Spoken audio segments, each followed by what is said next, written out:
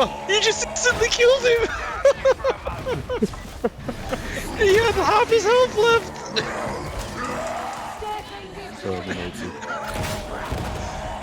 Disgust me, Reginald.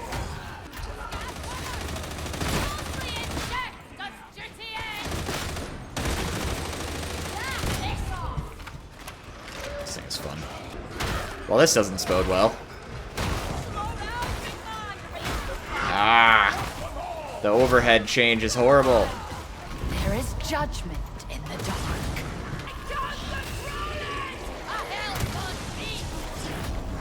I have it I like. don't have my ult up yet.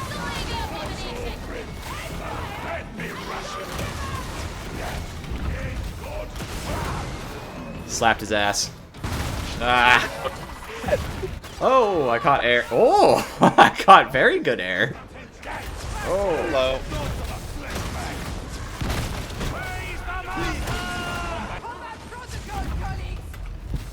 Oh, Jesus.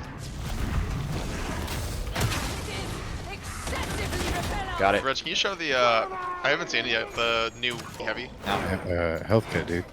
There. Oh, that's gross. That's absolutely gross. Yep, it's disgusting. Reginald here, and good evening. I thought a little bit of a highlight reel might be a good way to introduce this one. I'm still trying to keep my editing time short because there's just so much to cover and do right now. I'll get into some of the more fun content probably in my next video. I have some really fun ideas that I think you will find enjoyable. For this video, I'm simply going to make good on the promise of those 2 additional builds I talked about in my last video, and a refresh on the veteran melee build, just to let you know where it stands. Build name: Reginald's Mad Mallet Martyr. Build role: big bonks at speed with reasonable mid-range firepower and plenty of crowd control. Handy as an all-rounder, this build can do whatever you need it to do, like most of the builds that I make. Weaponry: Ironhelm Mark IV Thunderhammer, Lawbringer Mark VI Combat Shotgun. I've chosen the Ironhelm here because I prefer it over the Crucius in general. However, they've made significant changes to it, and I wanted to test those out, so that was the other reason. You could run this build with either, it's not specific to the hammer. Blessings.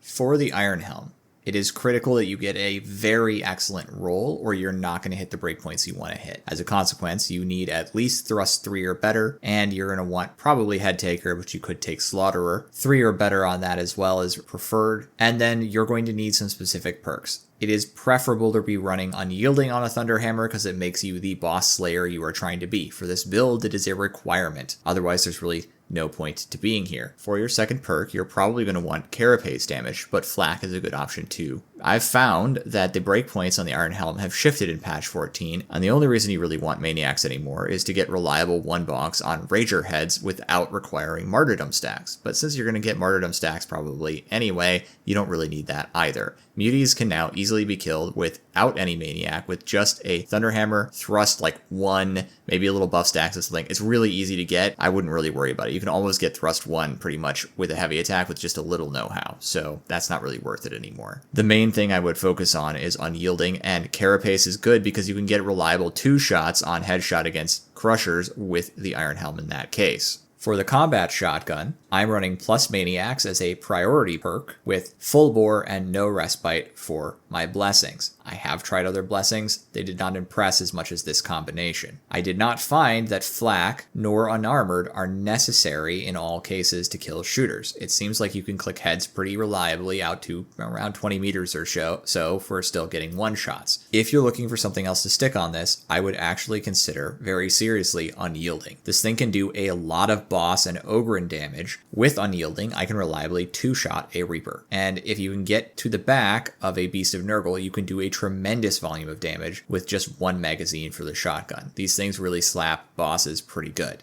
For Curios on this build, I'm running +1 wound, +1 wound, and +1 wound. I don't have a perfect distribution of perks on those Curios, and as a consequence, you can see what I would have preferred in my build guide attached below. Key nodes. We're going to be taking Immolation Grenade, Benediction, Fury of the Faithful and Redoubled Zeal, and Martyrdom and Faith's Fortitude. Priority nodes. I think Martyr's Purpose, Maniac, and I Shall Not Fall are all worth grabbing here, along with Faithful Frenzy and Sustained Assault. I don't see punishment as necessary in this case because we're going to be grabbing Thy Wrath Be Swift in this build to gain stun immunity for our heavy swings at all times. We need to make sure we're able to deliver those without being interrupted. I also think it's always important to take Purge the Unclean to grab Infested and Unyielding damage. Restoring Faith always helps out with general survivability, and I think Enemies Within, Enemies Without as a toughness gen perk is a solid choice if you're going to pick one thing.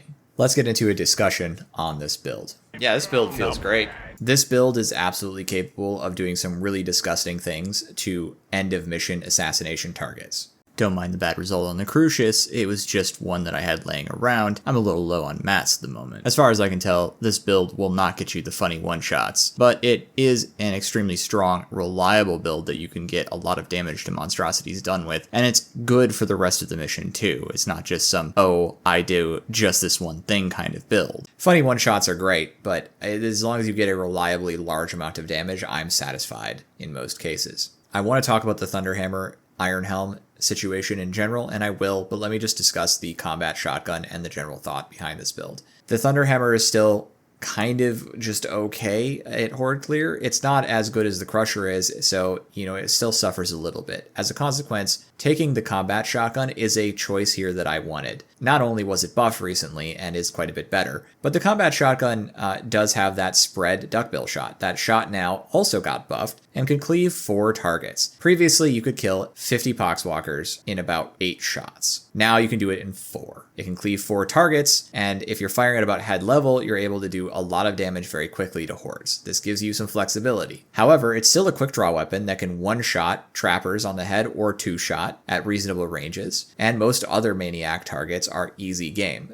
though don't waste it on muties. It's also able to easily headshot one-tap shooters out to a reasonable distance, so it's a very flexible weapon that kind of fills the number of roles, and I've always found it to be a good pairing with the Ironhelm and Crucius. To help support that situation, the Immolation Grenade is a nice bailout that also does horde clear if you're in a really serious situation, and I think it's a really good weapon for that reason. This build has a number of reliable and strong utilities against various targets. Unlike some weapons that can just do everything, you're going to be switching around a little bit, and that's a great time. Likewise, because of the Martyrdom stacks on this build, you can hit a lot of breakpoints very reliably that you would not be hitting otherwise. Inexorable Judgment is a lot of fun, but it's not always 100% reliable on how much damage you're going to get because you have to build up stacks before you deliver them. This allows you to pick a stack that you want to sit at and try to just live there, and it only gets better the more damage you take. I've found this build to be a lot of fun. I really like it, but it does suffer the drawback of running the Ironhelm right now. I want to talk to the Ironhelm for just a second before we move on. There was a change made to the Ironhelm that makes the weapon do a push attack, which is a cleaving blow that can hit a couple targets, into either a light or a heavy overhead. There is no opportunity to do another cleaving blow out of the push attack. This forces you, generally speaking, into that overhead. The overhead on the Ironhelm has always been kind of okay, but a little controversial. It's a good enough ability that hits a few key breakpoints, especially with thrust, and can do a lot of damage and stagger. It was fine when it was heavy 3. Now, being the follow-up to a push attack means you have, sure, easier access to it, but you don't need it on the Ironhelm in the first place. What's the idea here? I don't get it. The Ironhelm is the hammer of the 2 hammers that can cleave targets. If you do a special attack, you can always hit your elite target in almost every situation. You don't need to do a powered overhead. It doesn't hit any new breakpoints. And you don't need to do a unpowered overhead for most cases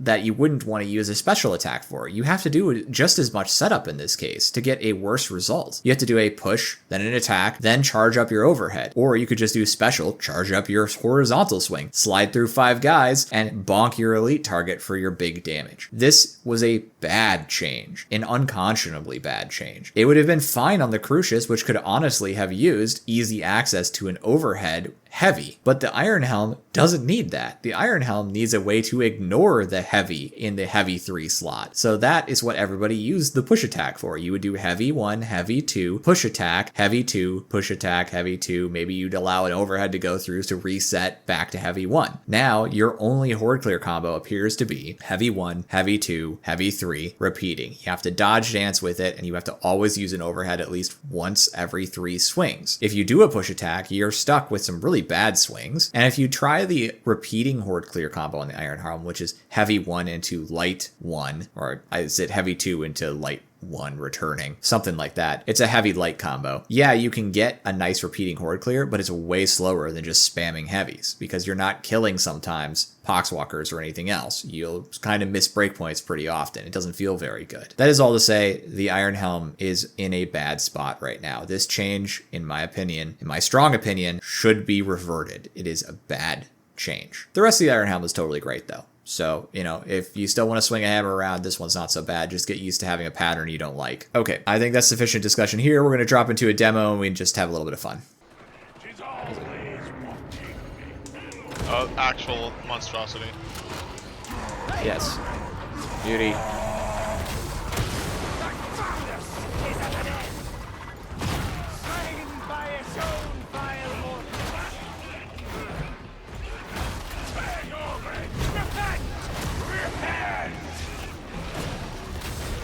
Jesus Christ, that's a chaos spawn on me. I'm coming for the chaos spawn. Maybe. I could probably end it. It is an empowered one. And that's the third monstrosity. Alright, chaos spawn is gone.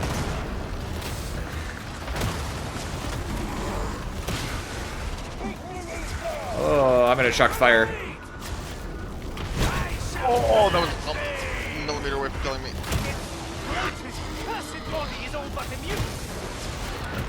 That's another buff chaos spawn.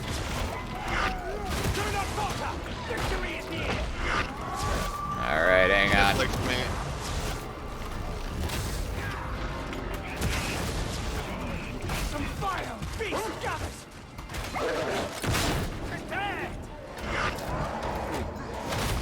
Where? Alright, coming.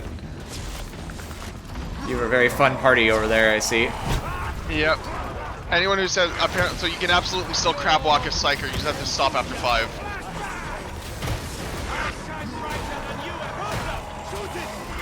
Oh, God, game. I didn't hear the burster over the yelling of the mutie. Neither did I. I lived for way too long there anyways, I can't even do that.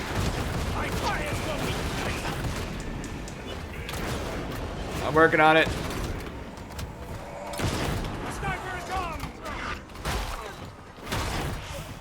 Oh, Cash is still up. Alright. I thought Cash was down. Let's get into build number 3. Build name, Reginald's Onerous One-Shot Obituary. Intended role, this is an all-rounder build with specific focus on anti-boss work, and it is my first Death Cult Assassin build. Notably, it is with an entirely different zealot, so I had to spend a fair bit of time getting this thing leveled up and getting new equipment for it to make this work. What can I say? Reginald just isn't a Death Cult Assassin. It didn't feel right to run Shroudfield on him, so I made another Zealot. And I'm looking forward to showing you some of the process of leveling up this Zealot and what the new player experience is like and how many shenanigans you get away with even as a level 1, even in Heresy or Damnation. In fact, I played Heresy for level 1 and then Damnation at level 5 or so, and I actually only died once at around level 18 in a high shock Auric mission, where unfortunately I was the last man standing and mismanaged my abilities. I think that'll be a lot of fun to watch, so we'll go over some of it at some point, but maybe not all of the videos. There were quite a few. Weaponry. Ironhelm Mark IV Thunderhammer. Columnus Mark V Infantry Autogun. For curios, my curios here aren't the curios I would run. I have a +1 wound, plus 19% max health, and a +1 wound. The build guide linked in the description will give you the correct curios and their preferred perks. Blessings. For the Ironhelm, this is the same as my previous, with Unyielding, Headtaker, and Thrust as priority blessings. In this case, my locked is Carapace. For the Columnus Infantry Autogun, I have shared my exact specifications in the build guide below, but the one I was able to run is Fire Frenzy, Sustained Fire, Unarmored, and Specialists. If I had to choose, my perks would be to keep Specialists, but replace the unarmored with maniacs. I want to be able to kill specialists at range without always having to throw a knife. Key nodes. We're going to be leveraging Blades of Faith, Loner, Shroudfield, Perfectionist, and Invigorating Revelation. We'll also be taking advantage of Pious Cutthroat and Martyrdom. and Swift Certainty. Now, I find that Swift Certainty is a requirement in this build. I tried running it without it, and I was just too slow to get around with my hammer to actually be where I wanted to be. Priority nodes. For toughness, we're going to want enemies within, enemies without. For additional unyielding damage to make the one-shots work, we're going to need Purge the Unclean. We're going to need Backstabber. That Wrathby Swift will save the day on our heavy attacks not getting interrupted. As builds go, this is probably one of my squishiest, not just because it doesn't have Until Death, but because its toughness generation tends to be a little weak on this side of the aisle. The one that usually does the best is Second Wind, since you do a lot of dodging. Let's get into a bit of a discussion on this build. This build's objective was to do one of those funny one bonk builds, and I had watched some videos and I thought more or less I knew what was required, and I figured, okay, I can test this and find out whether or not the Ironhelm is capable of doing it or not, and I should be able to find out. Well, unfortunately, the Ironhelm definitely isn't capable of doing the funny one bonks, though it does plenty of damage, and it's certainly enough to make this build viable on its own. But I can't test it because I don't have enough mats left over to do a Crucius and actually test, so I guess I'll work on that and let you guys know. However, ultimately, the goal of this build, being a funny one bonk build, was to have like a build that's like usable for it, that isn't terrible or feels decent while doing it. And I have to say, for me, this build is a failure. I don't really like the way this build feels to play. It's not awful or anything. I think it's totally viable. But without Until Death, this build is extremely squishy. And you're going to be running around with Martyrdom stacks on you, so you kind of really want Until Death to make sure you've got a gate against dying suddenly. It's not like you can avoid every random over-spec'd sniper shot or dog that jumps on you, and if you don't have some way to recover from that, you might just die right on the spot, which happened to me both times. However, the build itself does hit pretty hard, and I had plenty of decent gameplay footage of it, so I'm not saying it's unviable, but I did want to tell you about this build because I wanted you to know that I tried it and it didn't hit the metric for me of success. It doesn't feel very flexible. There are things I liked, and I feel like I could make derivations of it maybe down the road that would get me closer to the target of an interesting assassin build with good heavy hitting damage, but this just ain't it. And I thought I would report on that because I think a lot of the times everyone wants to talk about their most amazing builds, and no one wants to talk about the ones that didn't work out so well. I like that kind of stuff. I think it's useful to everybody to know what does and does not work. I did take a couple extra runs at improving the build, and picking up Swift Certainty really made this build much more viable because you can be where you need to be a little bit easier. And it's worth mentioning that Fat Shark did try to nerf the one bonk build, so they may no longer be viable. But I will link you to J-BRODI's video on how to build this, and maybe it's still viable. I don't know. I haven't been able to test it, so I'll let you see it. And it's one of the videos I checked to see if I could make a build similar to it in a style that I liked a little bit more, and you'll just have to try it for yourself. I think that's sufficient discussion here. We're going to drop into a demo and we can just have a little bit of fun. There is judgment in the dark. Gone. Wow. This would be great if they hadn't ruined the Ironhelm. Ooh, big puppy.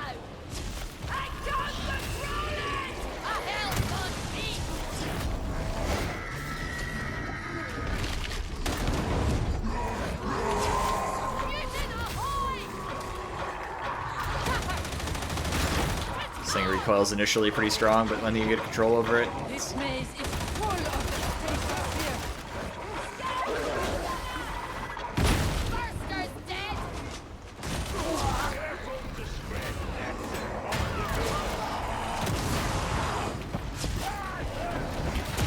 The only fate the mutants deserve. Praise the god emperor. last but not least, I wanted to return to the ludicrous, luxurious Landsknecht build. Or is it luxurious, ludicrous Landsknecht build? Something like that. It's a great build, and it's a lot of fun to play. I find Melee Vet to actually be fairly enjoyable the more I play it. He's a little slower than a Zealot, actually quite a bit slower than a Zealot, but he swings a lot harder. He has a lot more stagger behind his attacks due to Rending's stagger advantages. You can actually stagger a lot of stuff you can't stagger as a Zealot. It feels pretty good. However, this build was centered around a funny interaction I found originally, which was, hey, look at the fact that Manstopper works on your melee weapon. With the nerfs to the chainsword, that's no longer the case. It's still a strong weapon, it still feels great to use, so I'm not saying you need to change much about this build, but you're probably going to want a different shotgun than your Manstopper scattershot one. I did look around to see what options there were, and obviously the shotguns have gotten buffed, and they make me quite happy with their buffs for the record. They're feeling quite good.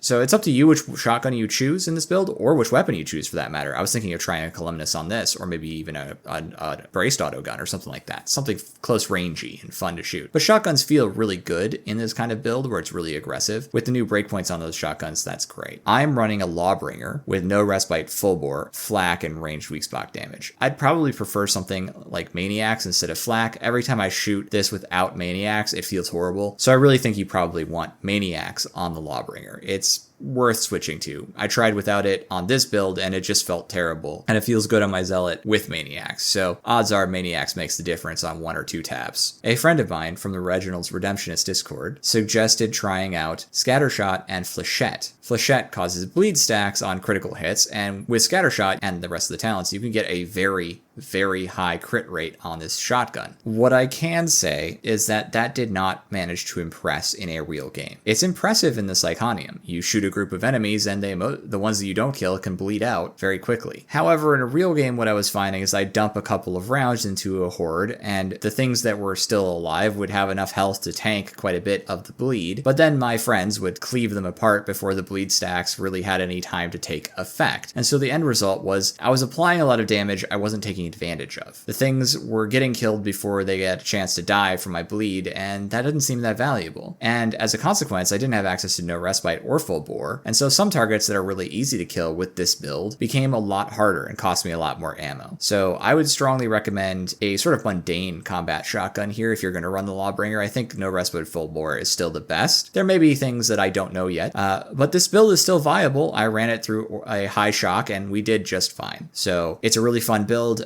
There are ways to improve it, I think, and I'm going to be looking into that in the future, but I still think it's viable if you like this kind of thing. That is all I have for you at this juncture. Have a great day. Thank you all so much for visiting, and bye-bye.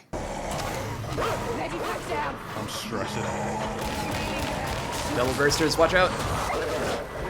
Oh, the dog saved you.